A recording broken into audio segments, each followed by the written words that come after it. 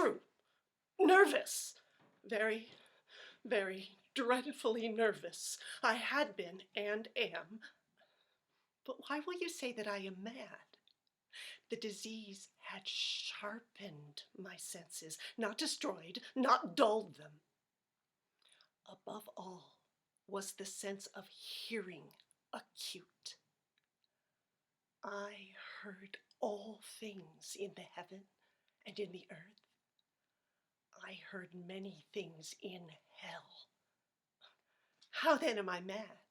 Hearken and observe how healthily, how calmly I can tell you the whole story. It would be impossible to say how first the idea entered my brain, but once conceived, it haunted me day and night. Object there was none, passion there was none. I loved the old man. He had never wronged me. He had never given me insult. For his gold I had no desire. I think it was his eye. Yes, it was this. He had the eye of a vulture, a pale blue eye with a film over it. Whenever it fell upon me, my blood ran cold. And so, by degrees, very gradually, I made up my mind to take the life of the old man, and thus rid myself of the eye forever. Now, this is the point. You fancy me mad. Madmen know nothing. But you should have seen me. You should have seen how wisely I proceeded. With what caution, with what foresight, with what dissimulation I went to work. I was never kinder to the old man than during the whole week before I killed him. And then, every night about midnight, I turned the latch of his door and opened it, oh, so gently. And when I had made an opening sufficient for my head, I put in a dark lantern, all close, so that no light shone out. And then I thrust in my head. Oh, you would have laughed to see how cunningly I thrust it in. I moved it slowly, very, very slowly, so that I might not disturb the old man's sleep. It took me an hour to place my whole head within the opening so far that I could see him as he lay upon his bed. Ha! Would a madman have been so wise as this? And then, when my head was well in the room, I undid the lantern cautiously, oh, so cautiously, for the hinges creaked. I undid it just so much that a single thin ray fell upon the vulture eye. And this I did for 7 long nights, every night just at midnight. But I found the eye always closed, and so it was impossible to do the work. For it was not the old man who vexed me, but his evil eye. And then, in the morning when the day broke, I went boldly into the chamber and spoke courageously to him, calling him by name in a hearty tone and inquiring how he had passed the night. So you see, he would have been a very profound old man indeed to suspect that every night, just at 12, I looked in upon him while he slept. upon the 8th night, I was more than usually cautious in opening the door. A watch's minute hand moves more quickly than did mine.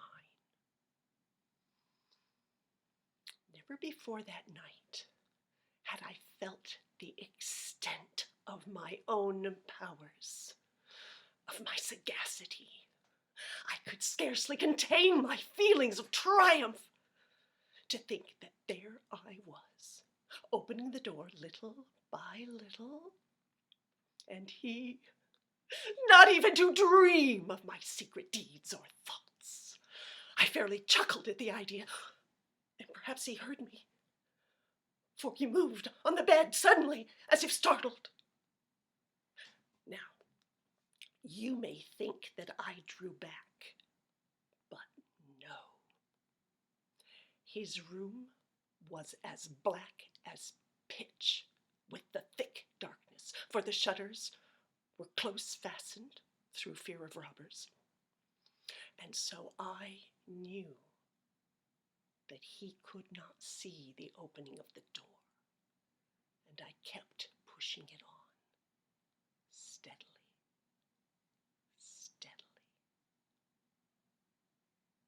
I had my head in and was about to open the lantern when my thumb slipped upon the tin fastening, and the old man sprang up in bed, crying out, "Who's there?" I kept quite still and said nothing. For a whole hour, I did not move a muscle. And in the meantime, I did not hear him lie down. He was still sitting up in the bed, listening, just as I have done, night after night, hearkening to the death watches in the wall. Presently, I heard a slight groan, and I knew that it was the groan of mortal terror. It was not a groan of pain or of grief, oh no. It was the low, stifled sound that arises from the bottom of the soul when overcharged with awe. I knew the sound well. Many a night, just at midnight when all the world slept, it has welled up from my own bosom, deepening with its dreadful echo the terrors that distracted me. I say I knew it well. I knew what the old man felt, and pitied him, although I chuckled at heart. I knew that he had been lying awake ever since the first slight noise when he turned in the bed. His fears had been ever since growing upon him. He had been trying to fancy them causeless, but could not. He had been saying to himself, "It is nothing but the wind in the chimney. It is only a mouse crossing the floor. Or it is merely a cricket which has made a single chirp." Yes, he had been trying to comfort himself with these suppositions, but he had found all in vain. All in vain, because death, in approaching him, had stalked with his black shadow before him and enveloped the victim. And it was the mournful influence of the unperceived shadow that caused him to feel, although he neither saw nor heard, to feel the presence of my head within the room. When I had waited a long time, very patiently, without hearing him lie down, I resolved to open a very, very little crevice in the lantern. So I opened it. You cannot imagine how stealthily, until at length a simple, dim ray, like the thread of the spider, shot from out the crevice and fell full upon the vulture eye. It was open. Wide, wide open. And I grew furious as I gazed upon it. I saw it with perfect distinctness, all a dull blue, with a hideous veil over it that chilled the very marrow in my bones. But I could see nothing else of the old man's face or person, for I had directed the ray, as if by instinct, precisely upon the damned spot. And have I not told you that what you mistake for madness is but over-acuteness of the sense? Now I say, there came to my ears a low, dull, quick sound, such as a watch makes when enveloped in cotton. I knew that sound well, too. It was the beating of the old man's heart. It increased my fury, as the beating of a drum stimulates the soldier into courage. But even yet, I refrained and kept still. I scarcely breathed. I held the lantern motionless. I tried how steadily I could maintain the ray upon the eye. Meantime, the hellish tattoo of the heart increased. It grew quicker and quicker and louder every instant. The old man's terror must have been extreme. It grew louder, I say, louder every moment. Do you mark me well?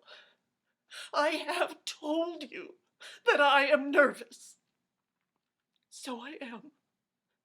And now, at the dead hour of the night, amid the dreadful silence of that old house, so strange a noise as this excited me to uncontrollable terror. Yet, for some minutes longer, I refrained and stood still. But the beating grew louder. I thought the heart must burst. And now a new anxiety seized me. The sound would be heard by a neighbor. The old man's hour had come. With a loud yell, I threw open the lantern and leaped into the room. He shrieked once only. In an instant, I dragged him to the floor and pulled the heavy bed over him. I then smiled gaily to find the deed so far done. But for many minutes, the heart beat on with a muffled sound. This, however, did not vex me. It would not be heard through the wall. At length it ceased. The old man was dead. I removed the bed and examined the corpse. Yes, he was stone dead. I placed my hand upon his heart and held it there many minutes. There was no pulsation. He was stone dead. His eye would trouble me no more. If still you think me mad, you will think so no longer when I describe the wise precautions I took for the concealment of the body. The night waned, and I worked hastily, but in silence. First of all, I dismembered the corpse. I cut off the head and the arms and the legs. I then took up 3 planks from the flooring of the chamber and deposited all between the scantlings. I then replaced the boards so cleverly, so cunningly, that no human eye, not even his, could have detected anything wrong. There was nothing to wash out, no stain of any kind, no blood spot whatever. I had been too wary for that. A tub had caught it all. Ha ha! When I had made an end of these labors, it was 4 o'clock, still dark as midnight. As the bell sounded the hour, there came a knocking from the street door. I went down to open it with a light heart. For what had I now to fear? There entered 3 men, who introduced themselves with perfect suavity as officers of the police. A shriek had been heard by a neighbor during the night. The suspicion of foul play had been aroused. Information had been lodged at the police office, and they, the officers, had been deputed to search the premises. I smiled. For what had I to fear? I bade the gentleman welcome. The shriek, I said, was my own in a dream. The old man, I mentioned, was absent in the country. I took my visitors all over the house. I bade them search well. I led them at length to his chamber. I showed them his treasures, secure, undisturbed. In the enthusiasm of my confidence, I brought chairs into the room and desired them here to rest from their fatigues, while I, myself, in the wild audacity of my perfect triumph, placed my own seat upon the very spot beneath which reposed the corpse of the victim. The officers were satisfied. My manner had convinced them. I was singularly at ease. They sat, and while I answered cheerily, they chatted about familiar things. But ere long, I felt myself getting pale and wished them gone. My head ached, and I fancied a ringing in my ears. But still they sat and still chatted. The ringing grew more distinct. It continued and grew more distinct. I talked more freely to get rid of the feeling, but it continued and gained definiteness until at length I found that the noise was not within my ears. No doubt I now grew very pale, but I talked more fluently and with a heightened voice. Yet the sound increased. And what could I do? It was a low, dull, quick sound, much such a sound as a watch makes when enveloped in cotton. I gasped for breath, and yet the officers heard it not. I spoke more quickly, more vehemently, but the noise steadily increased. I arose and argued about trifles in a high key and with violent gesticulations. But the noise steadily increased. Why would they not be gone? I paced to and fro with heavy strides, as if excited to fury by the observations of the men. But the noise steadily increased. What could I do? Oh, God, what could I do? I foamed, I raved, I swore. I swung the chair upon which I had been sitting and grated it upon the boards. But the noise arose over all and continually increased. It grew louder, louder, louder. And still the men chatted pleasantly and smiled.